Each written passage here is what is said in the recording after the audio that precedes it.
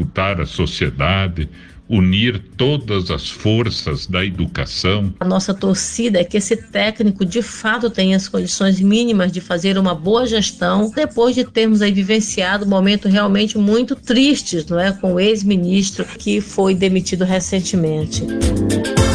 Está no ar o Conexão Senado, transmitido para Brasília, para Macapá, para São Luís e para mais 11 cidades que fazem parte da rede Senado de Rádio. Estamos apresentando Conexão Senado. Aqui, o Senado é mais Brasil. Olá, muito bom dia, eu sou Gesiel Carvalho, começa agora o Conexão Senado desta sexta-feira, dia 26 de junho. Bom dia para você que acompanha o Conexão Senado pelas emissoras que fazem parte da rede Senado de Rádio. São 13 emissoras mais Brasília em 91,7. Para você também que acompanha a gente pelas emissoras parceiras que retransmitem o Conexão Senado, aí são inúmeras emissoras, algumas delas a gente vai lembrar aqui durante o Conexão Senado. Muito obrigado aos nossos parceiros, a você das redes sociais, estamos no youtube.com/TV Senado e também no youtube.com aliás, esse é o YouTube, né? E o facebook.com/Rádio Senado, Face da Rádio e YouTube da TV, tá bom? Para você acompanhar a gente e ter a oportunidade de também acompanhar as imagens que são feitas aqui do estúdio da Rádio Senado de Brasília. Muito bom dia, olha o nosso like, um grande abraço aí para você. Pelo nosso Zap, você também tem a possibilidade de mandar as suas mensagens. O Zap é o 98611 9591, 98611 9591, 61 é o código aqui de Brasília. Por todas essas plataformas você consegue falar com a gente, mandando mensagens pelo Facebook, pelo YouTube, pelo Zap, e a gente vai conversando aqui ao longo do Conexão até às 9 horas da manhã. Ficou para a próxima terça-feira a votação do projeto que combate as fake news. O texto foi debatido na sessão de ontem por 20 senadores. Mais informações com o repórter Rodrigo Rezende. A proposta do senador Alessandro Vieira, do Cidadania de Sergipe, tem como objetivo principal o combate à criação e disseminação de fake news, principalmente pelas redes sociais. Alessandro afirmou que a proposta cria uma legislação moderna no setor. E nós podemos dar um ponto de partida para uma excelente legislação, moderna, firme e respeitadora da autonomia do cidadão. O cidadão vai continuar se expressando de forma tranquila, direta, soberana. Ele vai ter, inclusive, o que não tem hoje, direito de defesa perante a plataforma. Mas, caso ele incida em algum crime, através da justiça, e só através da justiça, ele poderá ser responsabilizado. O relator da proposta é o senador Ângelo Coronel, do PSD da Bahia.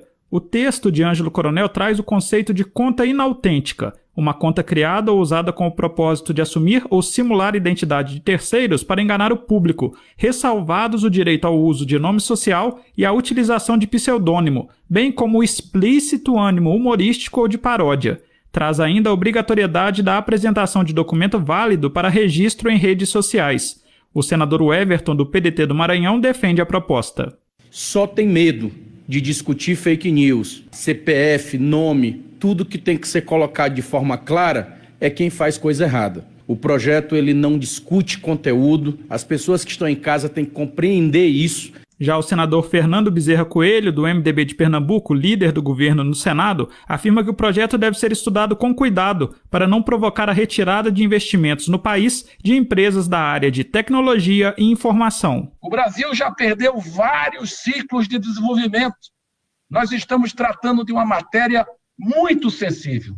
E uma legislação mal feita, uma legislação que não esteja atenta a essas particularidades, poderá nos retirar ou nos impedir de ingressar nesses novos ciclos de desenvolvimento tecnológico que o mundo experimenta.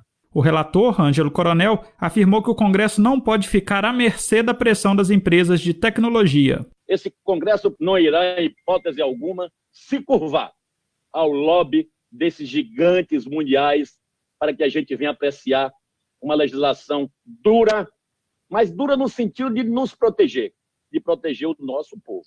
Na próxima terça-feira, o projeto será item único da pauta do Senado. 8h06, 8h06 é a hora de Brasília. Bom dia para você que está com a gente lá em Cuiabá, mais cedinho, né? 7h06, hora de Cuiabá. Quem mais também está com a gente mais cedo é o pessoal de Boa Vista e também o pessoal de Manaus, né? O fuso horário nesses locais, 1 hora mais cedo em relação a Brasília, 7h06 então em Manaus, em Boa Vista e em Cuiabá. Bom dia pra você. Bom, o pessoal já começa a mandar suas mensagens aqui, participando pelo nosso WhatsApp. Isaura Oliveira, vamos então trazer as primeiras mensagens aqui, já de áudio, né? O pessoal aqui já tá mandando áudio cedinho. Um abraço especial aí para o Tarcísio lá de Fortaleza, que manda a mensagem dele agora pra gente. Fala, Tarcísio. Bom dia, sou o Tarcísio aqui de Fortaleza. Estou indo para o trabalho, sempre ligado na Rádio Senado. Bom dia, ótima sexta-feira e bom final de semana a todos. Valeu, Tarcísio, um grande abraço aí para você também. Quem também manda a sua mensagem aqui de áudio é a Maria Soares, está lá no Recife com a gente. Fala, Maria. Bom dia, meu amigo Gesiel, bom dia para todos da Rádio Senado. Saudade de vocês, estava com problema de internet, mas graças a Deus que hoje eu posso escutar a Rádio Senado. Um abraço pra você também, Maria. Que bom, né? Resolver esse problema aí de internet, tá com a gente. Muito obrigado. Continua aqui com a gente. Lá em Feira de Santana, na Bahia, o Pedro tá mandando o seu bom dia também. Bom dia a vocês que fazem a Rádio Senado. Muito bom dia. Me chamo Pedro, sou de Feira de Santana. Estou em contato sempre com vocês. Todos os dias eu assisto vocês. Muito bom. Deus abençoe o dia de vocês. Estamos juntos. Valeu. Valeu, Pedro. Um abraço grande pra você. Você pode mandar sua mensagem de áudio também. Faça como a Maria, o Pedro, o Tarcísio. Manda sua mensagem até 30 segundinhos aí pra gente colocar o máximo de gente possível, tá bom? Um abraço pra todo mundo que tá mandando mensagens. Um abraço pra Isaura Oliveira, nossa técnica de hoje. Nos trabalhos técnicos, Isaura. Na produção, Samara Sadek tá de volta. Bom dia pra você também, Samara. 8h08, vamos então para o nosso Dedo de Prosa. Dedo de Prosa, um tema de interesse do cidadão. Esse tal de coronavírus bagunçou as contas de muita gente, de muitas empresas. É o aluguel que está atrasado, é a escola das crianças que está sem aula, mas que quer receber a mensalidade, é o banco que está na nossa cola para que as prestações do empréstimo sejam pagas em dia. A verdade é que a pandemia virou tudo do avesso. E o primeiro pensamento que pode vir à nossa cabeça quando chega o boleto de um pagamento que achamos indevido é botar o outro lado na justiça. Só que uma ação judicial é muitas vezes um processo caro e demorado. Uma briga nos tribunais pode levar anos e é possível que seja você o obrigado a gastar uma boa grana. Vamos combinar, não seria bom se você e a outra pessoa chegassem a um acordo antes de uma ação na justiça? É aí que pode entrar a chamada mediação. E a lei que regulamentou a mediação está completando hoje 5 anos. Mas o que é a mediação? A mediação é uma atividade técnica exercida por uma pessoa imparcial que não tem o poder de decisão. Essa pessoa ajuda as duas partes a buscar uma solução de consenso, favorecendo o diálogo. O mediador pode ser qualquer pessoa capaz, que tenha confiança dos lados do conflito, né, dos dois lados, e que se considere habilitada para fazer a mediação. Ele não precisa fazer parte ou se inscrever em qualquer tipo de conselho ou de associação. Ele é escolhido pelas partes ou, se indicado por um tribunal, por exemplo, deverá ser aceito por elas. A lei de 2015 prevê a possibilidade de mediação extrajudicial em que o conflito é resolvido sem passar por um tribunal. O mediador é que vai decidir como será o procedimento. Se vai ouvir as duas partes juntas, se vai ouvir separadamente, não existe prazo para a conclusão da tentativa de conversa. Vamos falar agora da mediação judicial. A ajuda é pedida por um dos lados, ou os dois, a serviço de uma solução de conflitos criado por um tribunal. Nesse caso, existe um prazo, 60 dias para acertar aí os ponteiros. Mas as partes podem, de comum acordo, pedir a prorrogação desse prazo. E não devemos misturar as coisas. Mediação não é o mesmo que conciliação. Enquanto a mediação cria as condições para a conversa, a conciliação promove um acordo entre os envolvidos. E aí, o que é que você achou? Se você está agora pensando em botar na justiça o dono do imóvel, que não quer de jeito nenhum baixar o valor do aluguel, ou a academia que fincou o pé e exige receber a mensalidade em dia, que tal tentar uma conversa antes, né? Essa conversa poderá ser feita com a ajuda de um mediador, deve ser alguém que conheça as leis e que tenha jeito para ajudar as duas partes em conflito a chegar a um denominador comum. Pense na ideia, o caminho para resolver o problema pode ser mais rápido e pode ser mais barato do que uma ação na justiça. Existe até um termo, um ditado, né, nos meios jurídicos, forenses, né, Isaura? Isaura pode me confirmar isso, de que o pior acordo ainda é melhor do que uma boa briga, né? Então, vamos tentar fazer o acordo primeiro, e aí depois, se não chegar a nenhum consenso, a um denominador comum, se ninguém se entender, aí sim, vamos para a justiça. Mas tentar um acordo é sempre melhor para as partes e muitas vezes, olha, na grande maioria das vezes, muito mais barato. 8 horas e 14 minutos, essa é a hora de Brasília. Vai o nosso bom dia também aí para o pessoal de Belém, um abraço para os paraenses. Pessoal de Rio Branco, são 6h13 ainda lá no Acre. Bom dia, Rio Branco. Bom dia, Macapá, em 93,9. Algumas das emissoras que recebem aqui o sinal da Rede Senado de Rádio. Um grande abraço aí para todo mundo. Emissoras que retransmitem o Conexão, as parceiras lá de... Falamos em Feira de Santana agora, né? O ouvinte entrou de lá, o Pedro. O Pedro pode ouvir ou deve ouvir pela Rádio Arquivo 5, lá de Feira de Santana, que também retransmite Conexão, é a rádio parceira. E lá de Recife, a Maria falou agora há pouco com a gente também, pode ser pela Rádio Escola Recife, em 87,9, ou então pela internet em qualquer lugar do planeta. Muito bom dia para você. Onde você estiver sintonizado com a gente, pode mandar a sua mensagem sim. WhatsApp, facebook.com/Rádio Senado, youtube.com/TV Senado, estamos por aqui.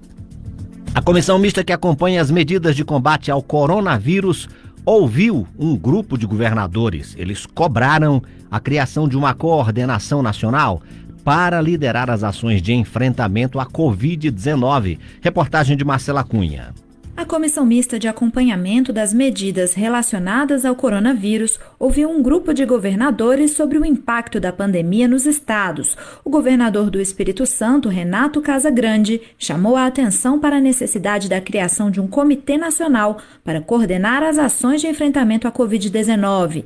Ele afirmou que há uma desconexão entre o que defende o governo federal e os profissionais de saúde, causando o que chamou de politização da pandemia. No Brasil, nós temos encaminhamentos diferentes, visões diferentes que têm atrapalhado o trabalho nos estados. Então é preciso que ainda, numa fase crescente, a gente possa solicitar que o governo central estabeleça uma coordenação nacional, mensagens que possa reconhecer a importância e a letalidade e a gravidade dessa pandemia. Já o governador de Mato Grosso, Mauro Mendes, chamou a atenção para a dificuldade de gestores estaduais em relação aos preços de medicamentos, que por conta da alta demanda subiram até 30%. Falta medicamento, os preços explodiram e os gestores estão com medo de comprar, para depois não ter que responder eternamente por ações de improbidade. O senador Esperidião Amin, do PP de Santa Catarina, defendeu que a compra de medicamentos e insumos fosse feita a nível federal, evitando o surgimento dos chamados facilitadores de aquisição. E as CPIs vão se multiplicar. Vocês já imaginaram se cada prefeitura tivesse que comprar a vacina contra o H1N1? Então eu quero me solidarizar com esse esforço para simplificar o que pode ser simplificado e respeitar a autonomia. Também participou da reunião o governador do Amapá, Valdez Góes.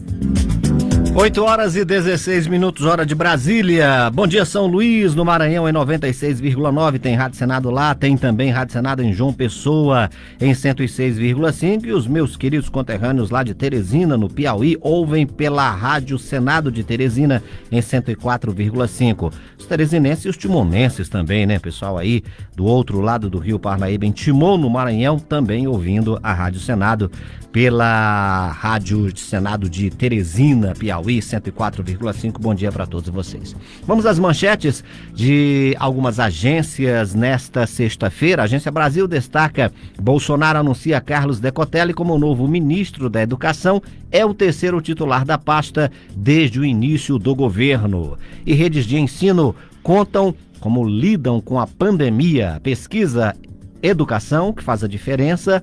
A pesquisa Educação que faz a diferença, esse é o nome da pesquisa, mapeou 118 redes de ensino com bom desempenho no ensino fundamental. Na Agência Câmara, Maia sugere prorrogação de auxílio emergencial por 2 meses. E Câmara conclui na próxima semana votação da MP de ajuda a empresas. A MP autoriza a concessão de crédito para pequenas e médias empresas pagarem suas folhas de salários. E aqui no Portal da Casa, o Portal do Senado destaca: votação do PL das fake news fica para a próxima semana. Você já ouviu essa matéria aqui no Conexão de hoje. E aprovada a medida provisória que libera sorteios de prêmios na TV. Texto vai à sanção. 8h18. Vamos então trazer as notícias do Bloco Regional. Cidades. Notícias do Ceará, mandando um bom dia aí para Fortaleza, que nos ouve em 103,3 pela Rádio Senado de Fortaleza, e outras emissoras também parceiras que são lá do Ceará e que retransmitem o Conexão, Novo Sol FM, Benfica FM, a Rádio Maranguape, Rádio Aracati, todas essas emissoras lá do Ceará, né, ouvindo a gente. Rádio da Ceasa do Ceará também, que fica em Maracanaú. Muito obrigado. A rede pública de ensino do Ceará deve voltar a ter aulas presenciais em agosto. Esse é o plano apresentado pela Secretaria Estadual de Educação. A secretaria só vai bater o martelo depois de consultar especialistas na área de saúde. A ideia é que os alunos voltem aos poucos a ter aulas dentro da escola. No primeiro contato, 25% dos estudantes teriam aulas presenciais. Falamos agora há pouquinho do Amazonas. Vamos então a uma notícia de lá. A Câmara Municipal de Manaus deve retomar as sessões plenárias presenciais na próxima quarta-feira, dia 1º de julho. Cada um dos 41 vereadores só poderão manter 2 funcionários no gabinete. As atividades estão suspensas no prédio da Câmara desde 23 de março, quando os vereadores passaram a fazer sessões plenárias virtuais. Apenas serviços emergenciais estão em funcionamento. O recesso parlamentar do meio do ano foi cancelado e já começaram os serviços de desinfecção nas instalações da Câmara Municipal. Portanto, os vereadores de Manaus voltam a trabalhar presencialmente a partir da próxima quarta-feira, dia 1º de julho. Foram essas as notícias do Amazonas e notícias também do Ceará no nosso bloco regional, espaço reservado aí para as notícias da sua cidade. 8h20, a gente volta daqui a pouquinho depois do nosso primeiro intervalo. Estamos apresentando Conexão Senado. Aqui, o Senado é mais Brasil.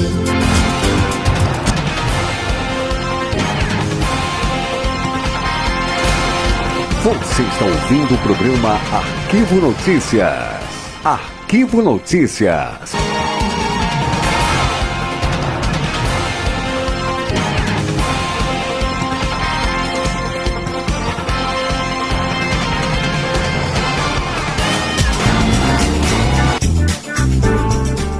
Este programa é uma produção da Rádio Senado, emissora parceira da Rádio Arquivo 5.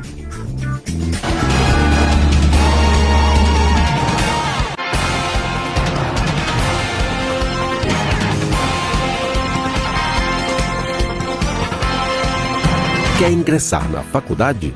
Então não perca essa oportunidade. O projeto social de incentivo à graduação do Qualifica Feira possibilita a realização de curso superior ou especialização com até 60% de desconto na rede conveniada. Se você é funcionário público municipal, possui NIS ou é atendido pelo Sistema de Assistência do município, não perca essa chance. Acesse feiradesantana.ba.gov.br e confira o regulamento. Realização: Secretaria de Desenvolvimento Social, Prefeitura de Feira. O trabalho segue em frente. Coronavírus. Com informação e prevenção, a gente fica mais forte. A empresa JBS fez uma doação à Prefeitura através da Secretaria Municipal de Saúde de mais de 48 mil equipamentos de proteção individual, EPIs. São máscaras cirúrgicas, luvas descartáveis, aventais, toucas, viseiras faciais e macacões impermeáveis, além de 15 mil litros de álcool em gel para auxiliar no combate ao coronavírus. A Prefeitura de Feira de Santana já distribuiu 13.779 cestas básicas às famílias em situação de vulnerabilidade social neste período de pandemia. 10 mil cestas foram compradas pela Prefeitura. Deste total, 7.749 cestas já foram entregues. Outras 1.749 foram adquiridas pela Secretaria de Educação, também já foram entregues. Restam 3.679 cestas básicas a serem entregues na sede, nos distritos e povoados. Prefeitura de Feira, o trabalho segue em frente.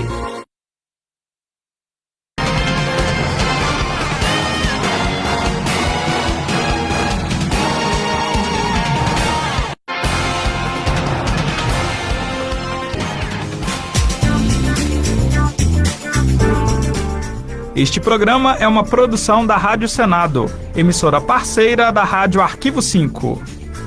Como premissas o diálogo, o entendimento, escutar a sociedade, unir todas as forças da educação e que nós tenhamos uma oportunidade, um período tranquilo, de paz, de segurança, em que toda a sociedade brasileira possa dizer que educação é prioridade absoluta, especialmente no período pós-pandemia. A senadora Elisiane Gama, do Cidadania do Maranhão, disse que está otimista com a indicação de Decotelli. A nossa torcida é que esse técnico de fato tenha as condições mínimas de fazer uma boa gestão no Ministério da Educação, depois de termos aí vivenciado um momento realmente muito tristes, não é, com o ex-ministro que foi demitido recentemente. É que setores do governo não criem embaraços, não criem problemas, né, às vezes em nome de ideologia, para a política que é fundamental no Brasil, que é a nossa educação.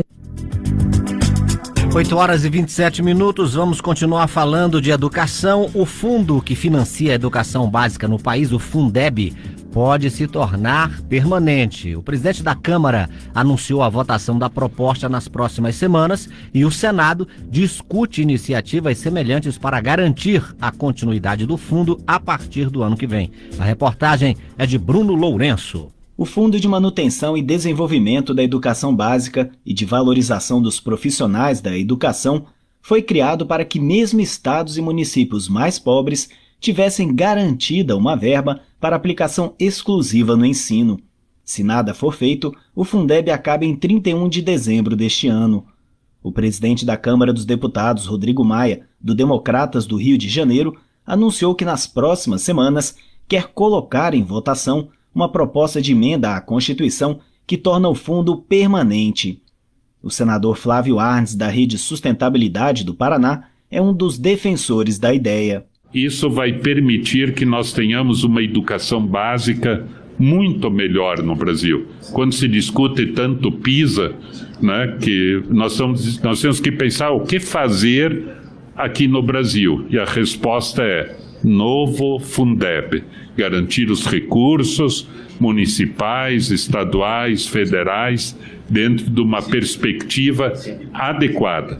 Confúcio Moura, senador do MDB de Rondônia, chegou a fazer um apelo no início do ano em favor da votação da proposta e que o governo federal aumentasse a participação dos repasses. Que ele seja definitivamente constitucionalizado, sem prazos.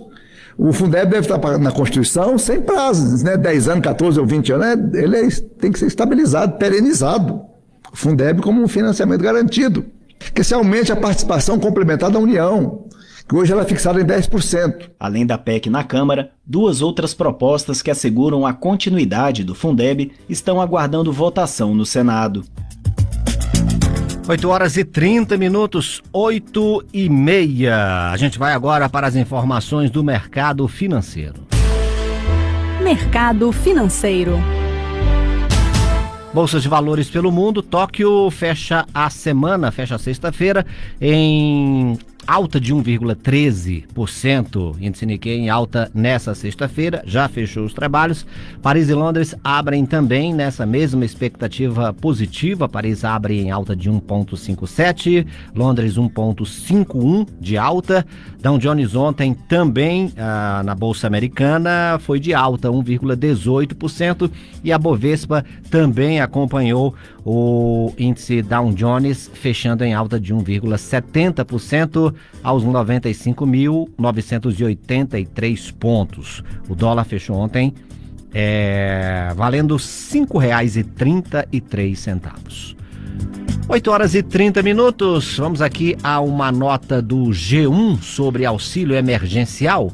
O governo divulgou na noite desta quinta-feira, em edição extra do Diário Oficial da União, o calendário de pagamentos da terceira parcela do auxílio emergencial de R$ 600. A partir de amanhã e até 4 de julho, o dinheiro será depositado nas contas da Poupança Social Digital para pagamento de contas, boletos e compras por meio do cartão de débito digital. Os saques em dinheiro começam em 18 de julho e vão até 19 de setembro. O primeiro depósito é para os nascidos em janeiro e fevereiro. E também nessa quinta, o presidente Jair Bolsonaro afirmou que o governo avalia a prorrogação do auxílio emergencial com o pagamento de 3 parcelas adicionais nos valores de R$ 500, R$ 400 e R$ 300.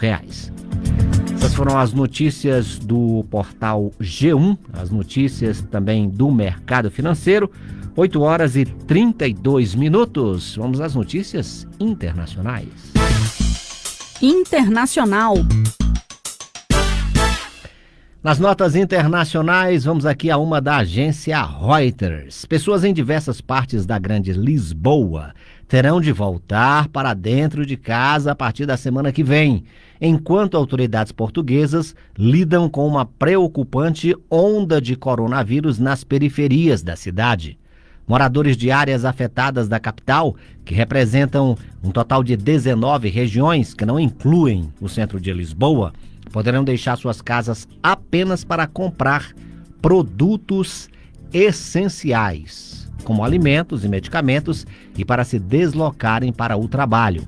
Com cerca de 40 mil infecções e 1.549 mortes pelo coronavírus, Portugal é apontado como caso de sucesso na luta contra a doença. O país começou a suspender as medidas de lockdown em 4 de maio. E ainda dando sequência ao noticiário internacional, as informações da Rádio França. Rádio França. O aeroporto de Orly, o segundo maior da França, no sul de Paris, reabriu nesta manhã, depois de 3 meses sem funcionar devido à pandemia de coronavírus. Um avião da low cost Transavia decolou às 6h25 rumo a Porto, em Portugal. Por enquanto, são previstos apenas 70 voos diários, contra 600 normalmente. Várias medidas de proteção foram adotadas. Câmeras térmicas medem a temperatura dos viajantes. 150 distribuidores de gel hidroalcoólico foram disponibilizados aos passageiros e scanners de verificação de bagagens foram equipados com neon azul que elimina o coronavírus. O governo argentino vai anunciar hoje um endurecimento da sua quarentena, que voltará ao nível inicial de lockdown. O anúncio é arriscado porque pairam dúvidas sobre qual será a reação da população depois de 100 dias de confinamento, em uma das mais duras e prolongadas quarentenas do mundo.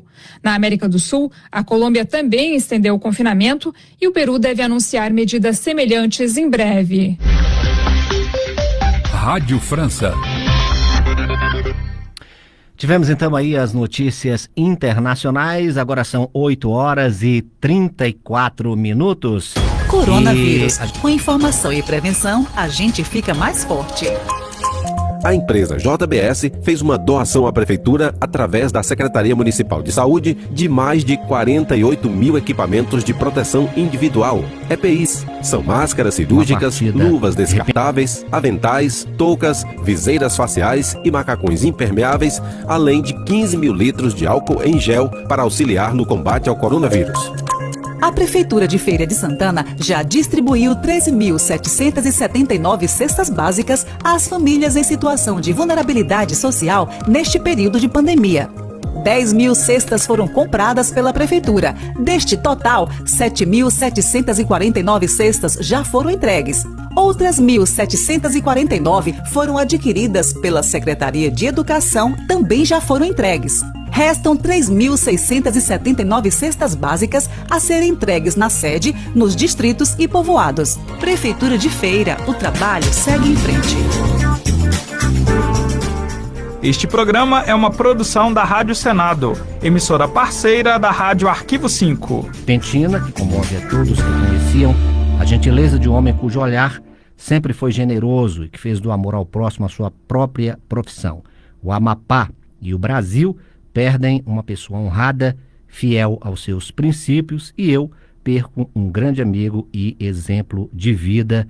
Esse foi o Twitter do presidente do Senado Federal, Davi Alcolumbre, lamentando o falecimento do ex-senador João Bosco Papaléu Paz, ocorrido na noite desta quinta-feira. 8h36. Todos contra o coronavírus. Dicas para você se proteger? No Todos contra o Coronavírus de hoje, uma proposta do senador Fabiano Contarato prevê teletrabalho para pai ou mãe até a reabertura de creches e escolas.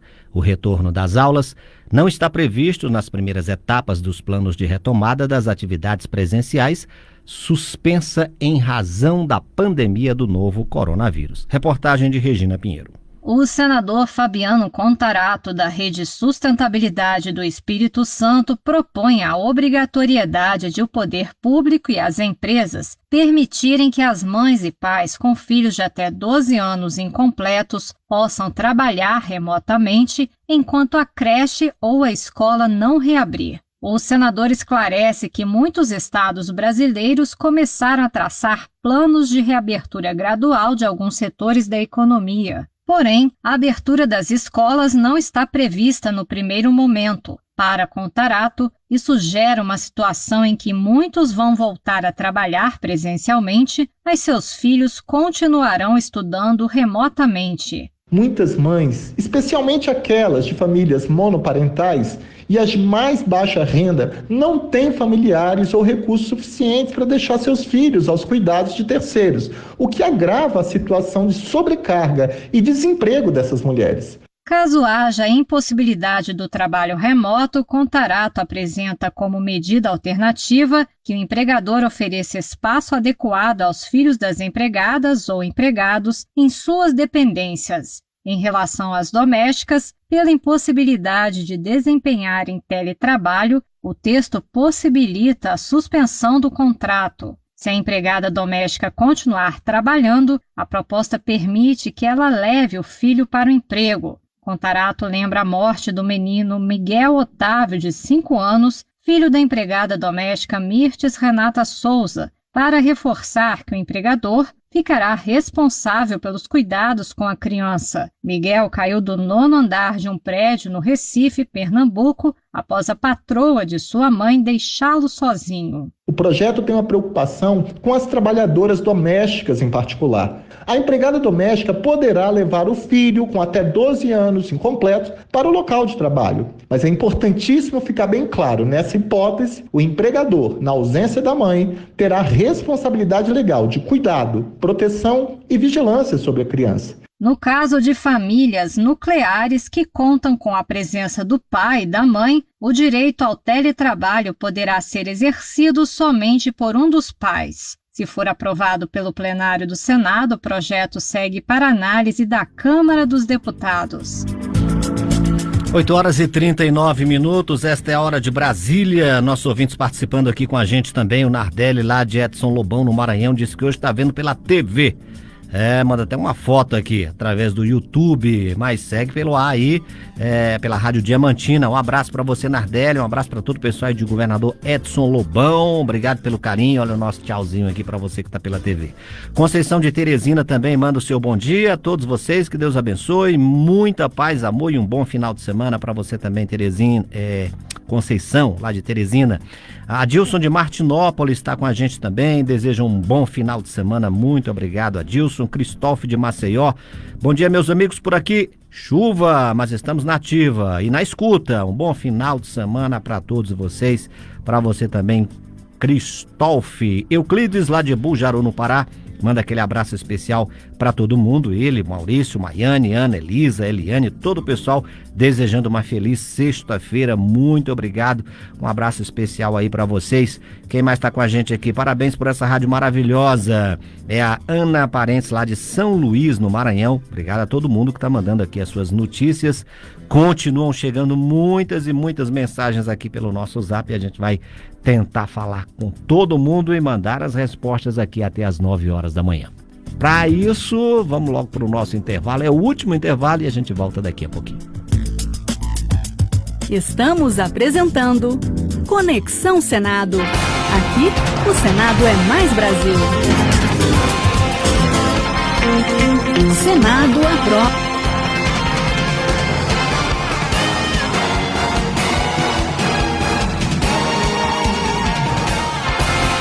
Você está ouvindo o programa Arquivo Notícias. Arquivo Notícias.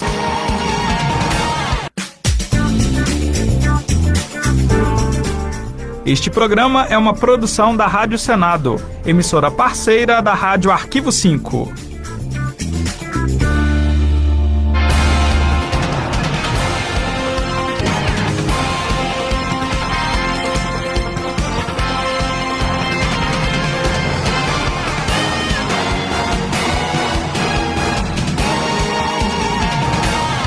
Quer ingressar na faculdade?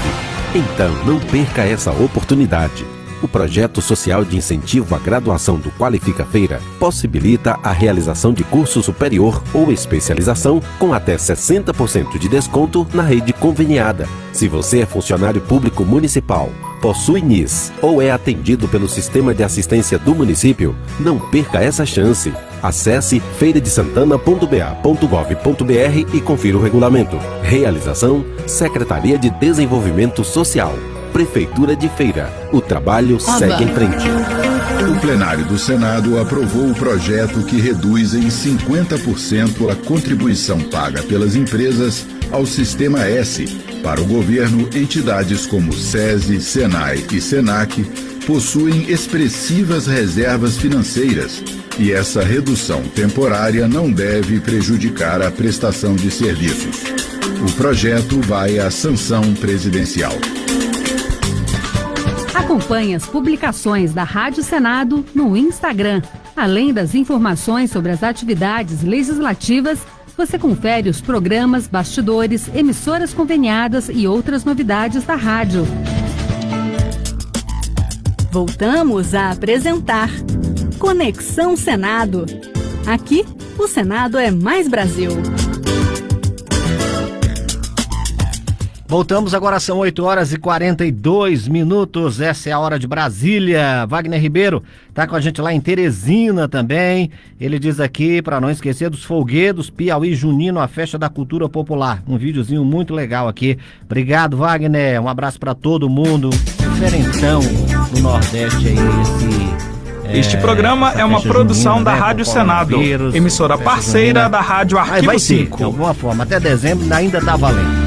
Porque Nordeste sem festa junina é um negócio sem noção. Mas temos que se adaptar aos novos tempos. Uma hora vai chegar. 8 horas e 43 minutos. Essa é a hora de Brasília. Entrevista. A pandemia de Covid-19 tem avançado mais e causado mais estragos nas favelas, nos grandes centros urbanos.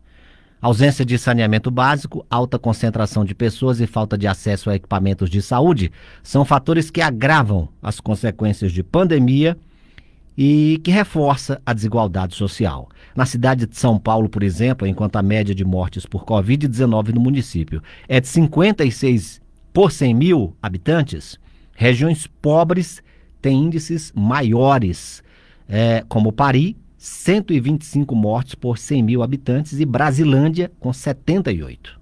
Mas a favela de Paraisópolis, uma das maiores de São Paulo, com 70 mil habitantes, tem conseguido manter esse índice abaixo da média do município.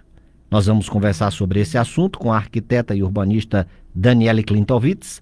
Ela é coordenadora do Instituto Polis, uma organização da sociedade civil que atua na melhoria das condições de vida de nossas cidades. Daniele, muito obrigado por você atender a Rádio Senado. Bom dia. Bom dia a todos os ouvintes.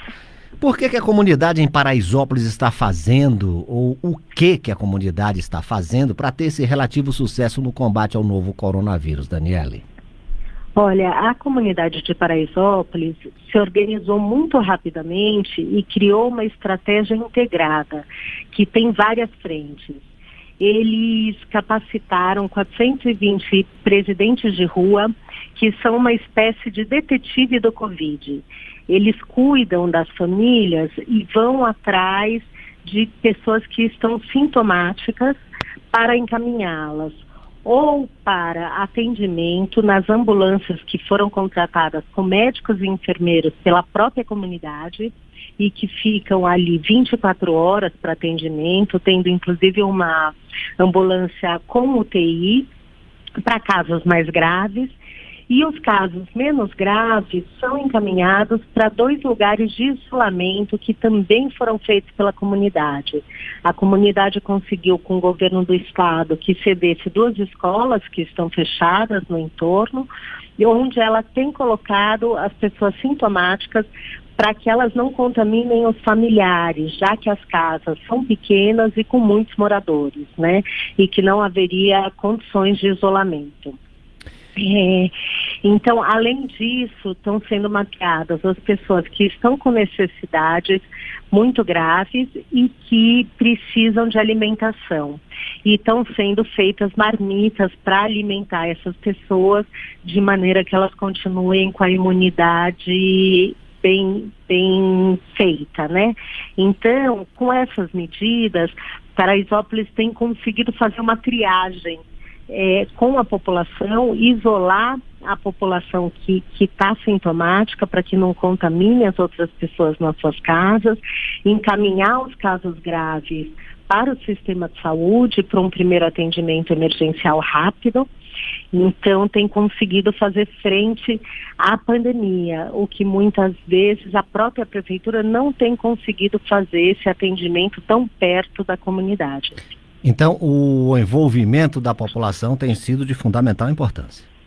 De fundamental importância. Essa favela, como você citou, é uma das maiores favelas de São Paulo, né? Uma das maiores favelas do Brasil. E ela já tem uma organização comunitária há muito tempo.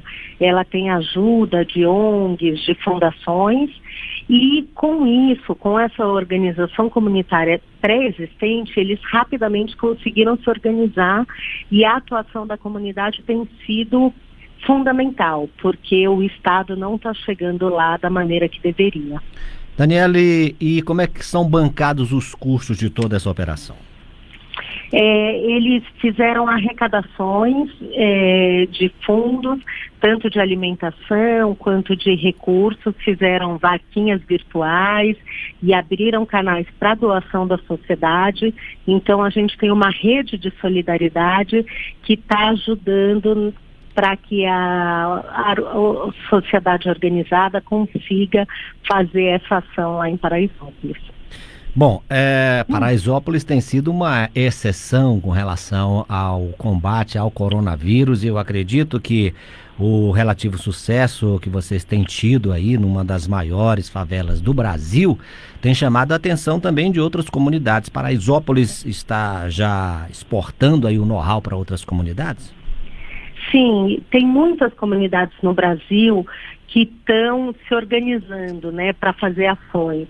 A gente tem visto que uma rede de solidariedade muito grande, né, nas favelas do Rio de Janeiro a gente tem visto as lideranças fazendo muitas ações importantes, aqui em São Paulo também, em Heliópolis, em favelas menores. Agora, obviamente, depende do grau de organização e da capacidade, inclusive, de mobilizar uma rede de solidariedade, né? A favela de Paraisópolis é uma favela muito conhecida e que já tem esse apoio há muito tempo, né? Então foi mais fácil para eles que conseguissem se organizar, apesar de que a gente tem que valorizar muito essa organização comunitária que conseguiu criar uma estratégia complexa, né? Com várias pontas articuladas. Mas outras organizações também têm se organizado, têm feito ações importantes, principalmente na distribuição de alimentos, que tem sido um dos pontos mais graves detectados nos territórios mais vulneráveis. E estão seguindo também exemplos de Paraisópolis e de outras organizações para trazer para os seus próprios territórios, né? O que eu acho importante a gente dizer é que é muito louvável isso que está acontecendo em Paraisópolis, mas que o poder público tem uma obrigação com os cidadãos, né? Ele não pode deixar na mão da comunidade para que a própria comunidade se organize e enfrente sozinho essa pandemia. O governo municipal, ele deveria usar Paraisópolis como um exemplo para atuação em outras comunidades, né? Ele poderia estar usando os agentes de saúde, da rede básica de saúde que a gente tem tão capilarizada no Brasil, né? Apesar de problemas que a gente sabe que tem, eles são muito capilarizados no Brasil como um todo, e eles podiam estar fazendo esse sistema que Paraisópolis está adotando, né? Em Massachusetts, nos Estados Unidos, o estado fez exatamente isso. Ele criou os detetives da Covid para conseguir detectar onde estavam as pessoas sintomáticas e isolá-las da comunidade para que não infectasse a comunidade como um todo. Daniele Klintovitz, muito obrigado pelas suas informações aqui à Rede Senado de Rádio. Parabéns a toda a comunidade de Paraisópolis e que esse exemplo realmente possa... Olha, são 8 horas e 53 minutos. Eu quero mandar um alô aí pro pessoal. Esse pessoal que está no Facebook aí, meu amigo Aldinei Cordeiro dos Santos, lá em Portugal, na cidade de Coimbra, viu, meu amigo? Muito obrigado aí pela sua companhia, pela sua audiência. O Wilson Soares, muito obrigado também. Os demais companheiros aí que está aí no Facebook nos assistindo, tá bom? Muito obrigado. Estamos aqui apresentando Conexão Senado, com a parceria, nós estamos retransmitindo aqui, nós temos parceria com a Rádio Senado e Rádio Arquivo 5 com o programa Arquivo Notícias, tá bom? Continue com a gente. Ser replicado por outras comunidades aí no país. Um abraço, Daniele, muito obrigado e parabéns pelo trabalho. Um abraço, muito obrigada pelo convite.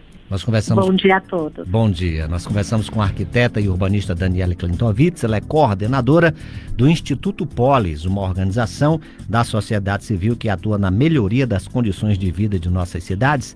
Falando um pouquinho sobre o projeto realizado aí na favela de Paraisópolis, que tem o melhor controle da pandemia do que o município de São Paulo, né? E geralmente a pandemia tem se espalhado de forma muito mais rápida nas comunidades, nas favelas, e Paraisópolis, como a maior de São Paulo, dando exemplo aí na questão do combate à pandemia. A comunidade implementou ações integradas para o combate ao Covid dentro da favela e um exemplo aí para as políticas públicas em territórios vulneráveis, né? Detetive da Covid, a comunidade se envolvendo para também trabalhar a favor de que essa pandemia não tenha tanta...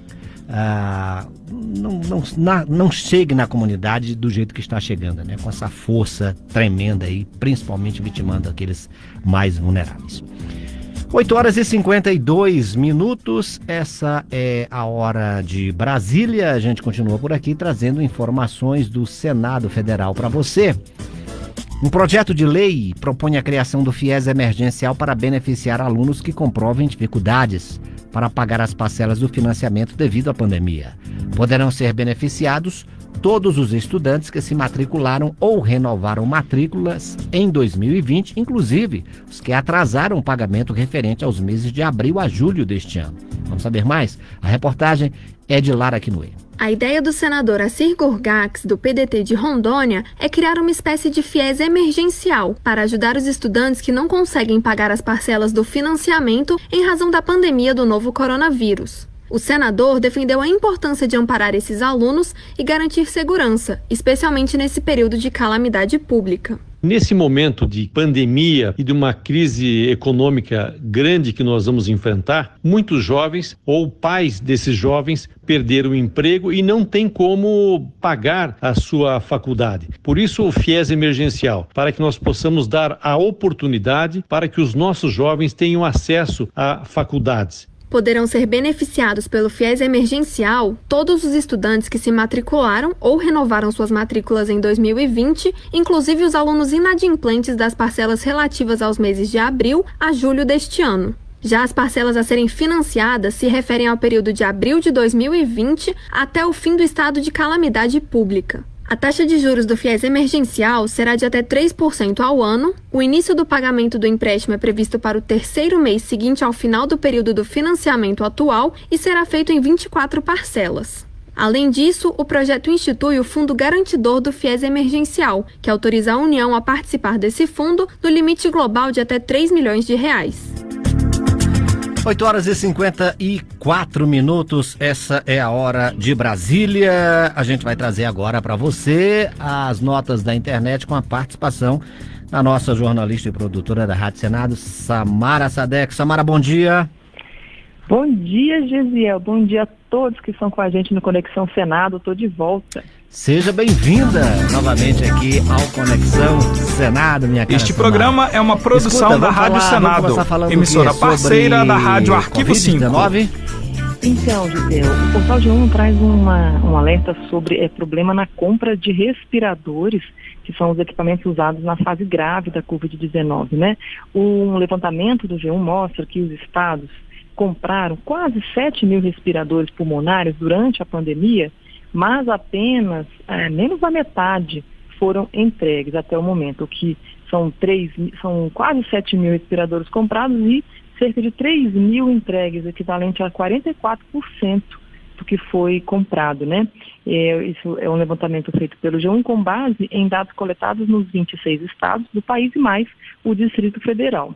Essas informações oficiais foram obtidas por meio da Lei de Acesso à Informação.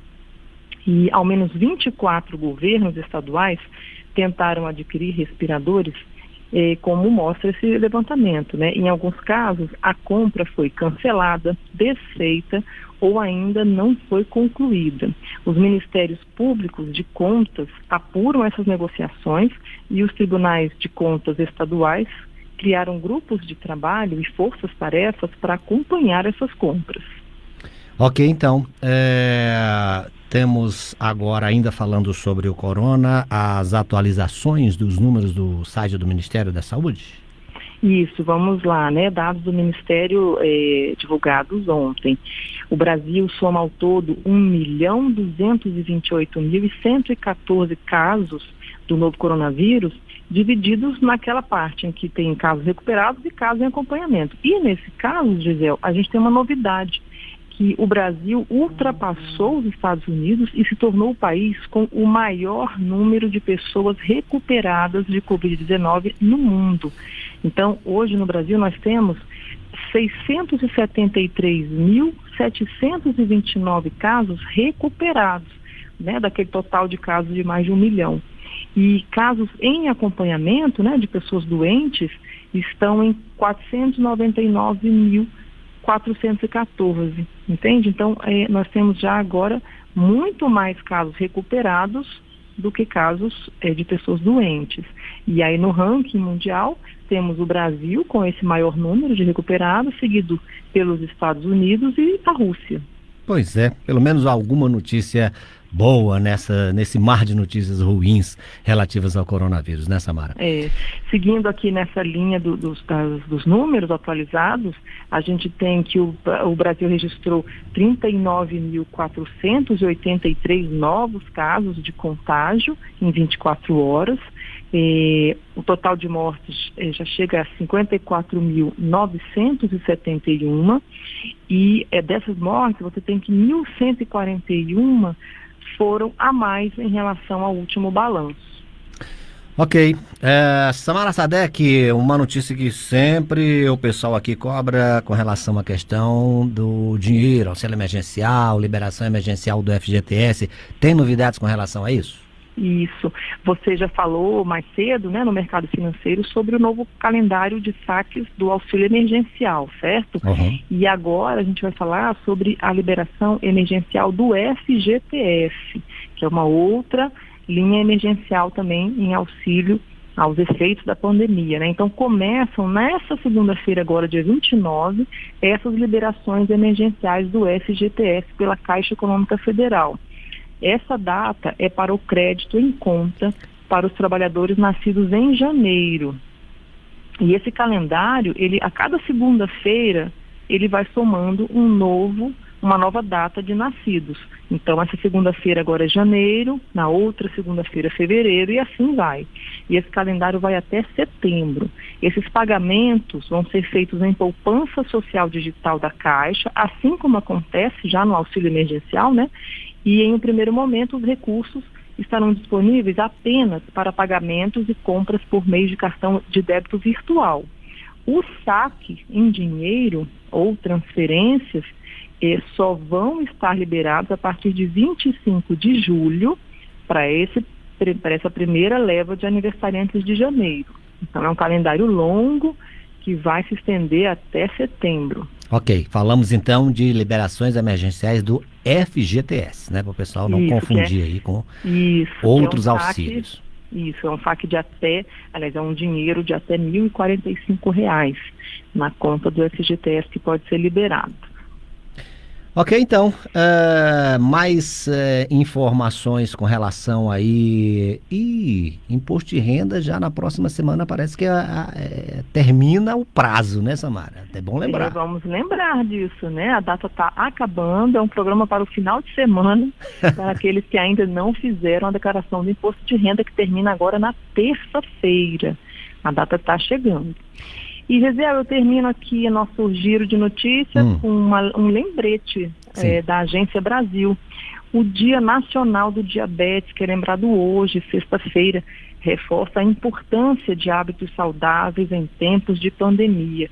As informações de óbitos de pessoas com associação de Covid-19 e diabetes demonstram desafios importantes para a população e para profissionais de saúde, porque determinados fatores de risco podem contribuir para o desenvolvimento do diabetes, que é pré-diabetes, pressão alta, colesterol alto ou alterações na taxa de triglicérides no sangue, aquele colesterol ruim, e o sobrepeso também. São principalmente aquele sobrepeso que tem a gordura concentrada em volta da cintura. Então, hoje é o Dia Nacional do Diabetes e serve de alerta para a população brasileira no sentido do autocuidado, né? No sentido de você controlar essas questões, né? De fatores de risco, principalmente. Muito bem lembrado, Samara. Muito bem lembrado hoje, dia 26, dia do Nacional ou é Mundial?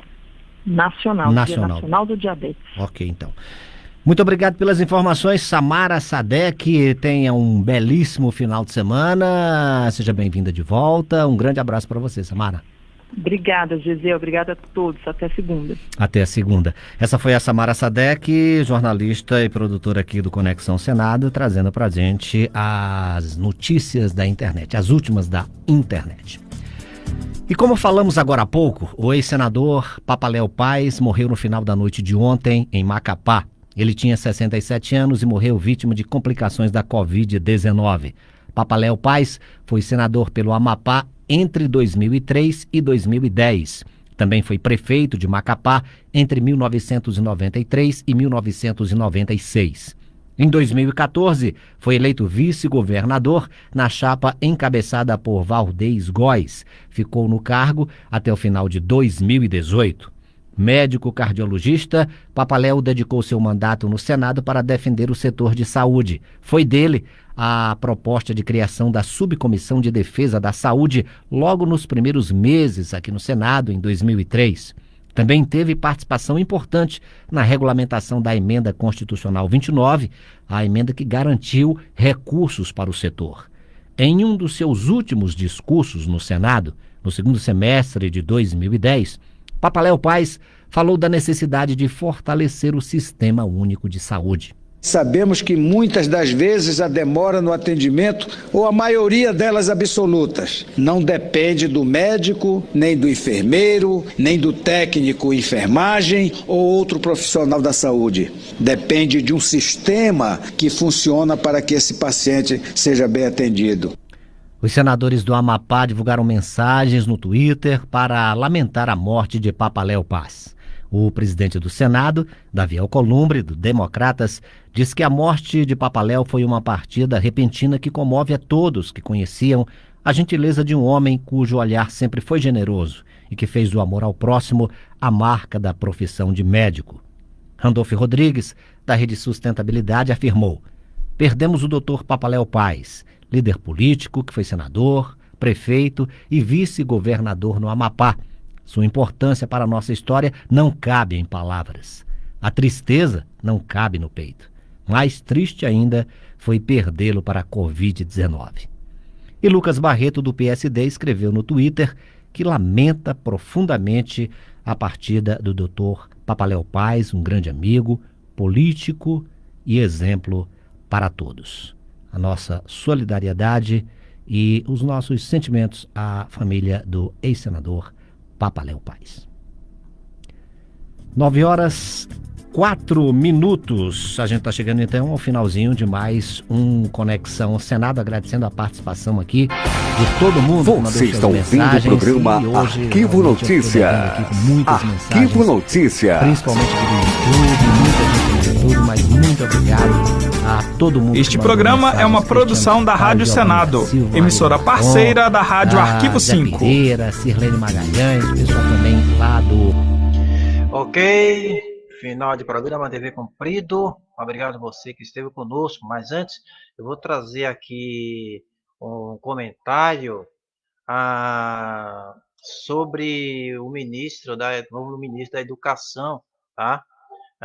Comentário esse que eu tenho certeza que todos estão gostando, né? Da nova proposta aí da indicação do presidente para a nomeação do novo ministro da Educação. A nomeação do novo ministro da Educação repercute entre os senadores, já foi comentado aqui pela Rádio Senado. Nomeação do professor Carlos Alberto Decotelli para o cargo de ministro da Educação repercutiu entre os senadores. Ele sucederá Abraham Van Trauber, que após 14 meses diversas polêmicas deixou o cargo. A maioria dos senadores ofereceu apoio e desejou sucesso a Decotelli. Será o primeiro-ministro negro e o terceiro titular da educação do governo Bolsonaro. O que eu quero comentar rapidinho aqui, já está no final do programa, é que eu espero que esse novo ministro da Educação traga aí união entre os órgãos, né? Porque o ministro anterior criou uma polêmica terrível com os reitores das universidades, né? Tirando assim até uma forma, assim de tirando a autonomia dos organizadores da universidade, ter as suas eleições e eleger aí seus reitores. Esperamos que esse novo ministro realce, né? E brilhe, né? A amizade com as universidades, com os órgãos de educação, porque o anterior causou uma grande polêmica e não teve o sucesso devido, né? Talvez nem que ele gostaria de ter o sucesso, mas por conta das suas atitudes, com certeza, aí gerou algumas polêmicas. Esperamos que esse novo ministro da Educação possa ter aí o seu total equilíbrio nos seus pensamentos, nas suas análises e reunir, né, votar, reunir aí os órgãos, os retores da universidade ter aí a confiança dos retores, tá bom? Muitos senadores falaram a respeito desse novo ministro. Eu tenho certeza que ele está vindo aí com bons olhos e todos estão gostando aí da escolha. Assim esperamos e desejamos sucesso ao novo ministro. Inclusive, é o primeiro ministro negro que assume aí o Ministério da Educação. E parabéns aí ao novo ministro e esperamos que tudo ocorra bem daqui para frente. Final de programa, são 9h11. Quero agradecer ao meu amigo lá em Coimbra, né? Já falei anteriormente, eu tornar a repetir, meu amigo Odisnei Cordeiro dos Santos, tá? Ele botou aqui, bom dia, meu jovem. Eu respondi para ele, meu jovem, muito obrigado pela sua presença. É bom tê-lo aqui, viu, Odinei? Muito obrigado aí, você lá em Portugal, na cidade de Coimbras. E também meu amigo Wilson Soares e os demais companheiros que estiveram aqui nos assistindo, nos ouvindo, o nosso programa, e não se manifestaram aqui com comentários, mas obrigado você pela sua companhia, pela sua audiência. Às 9h12, vem aí o Arquivo Geral. Às 10h, ouça a palavra do pastor Hermes Faustino Brito Júnior, tá? Que vai trazer a palavra aí que traz alívio ao seu coração. Nós temos o programa todos os dias. Quando termina o programa, nós passamos a mensagem dos pastores da Igreja Batista Alvorada. Pastor Marcelo, pastor Aécio, pastor Hermes. Essa semana estamos aí transmitindo a palavra através do pastor Hermes, né? Às 10h. Daqui a pouco você pode acessar aí o Rádio Arquivos, www.radioarquivos5.com e ouvir a mensagem do pastor Hermes. Inclusive a mensagem é sobre ainda o fake news, né? Eu estou passando, postei essa mensagem, que o período está tendo também assim e tal, e nós estamos aí, postamos essa mensagem aí do pastor Hermes, às 10h, tá bom? Um forte abraço. Hoje é sexta-feira, para muitos aí já começa o final de semana. E continue na arquivo5.com com musical, programação 24 horas. Inclusive música, né? 80% aí, 90% é musical, né? 10% é só informação, outras coisas e tal. Mas as músicas aí, você ouve belíssimas canções para te edificar.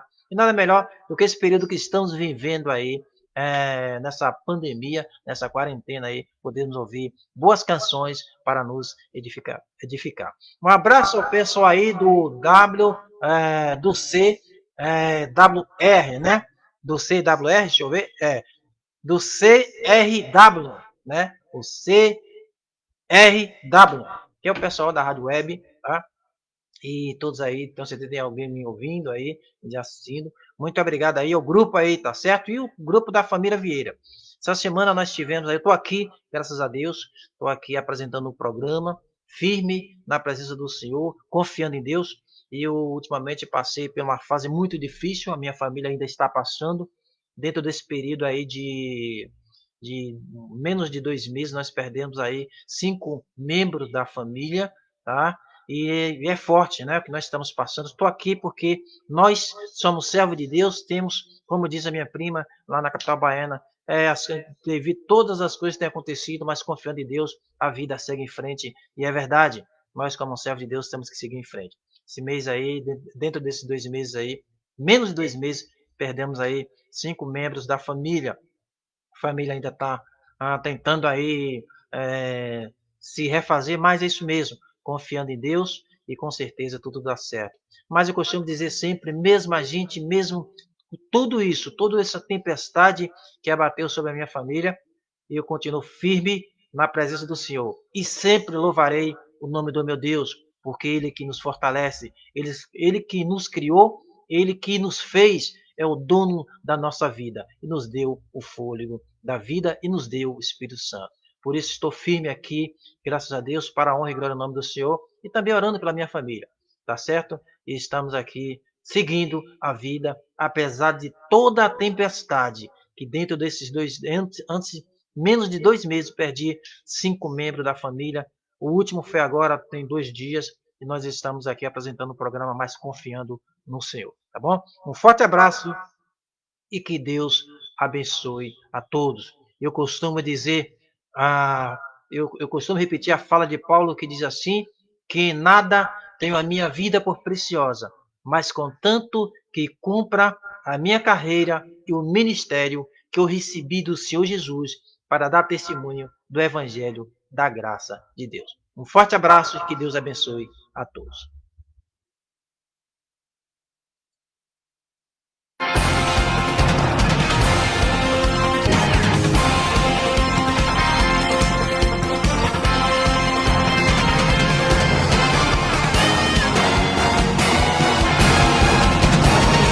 O que passou, passou.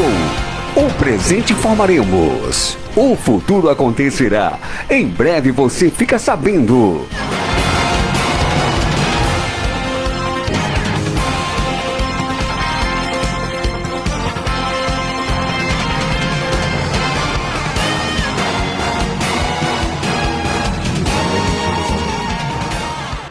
Quantas vezes eu quis te abraçar,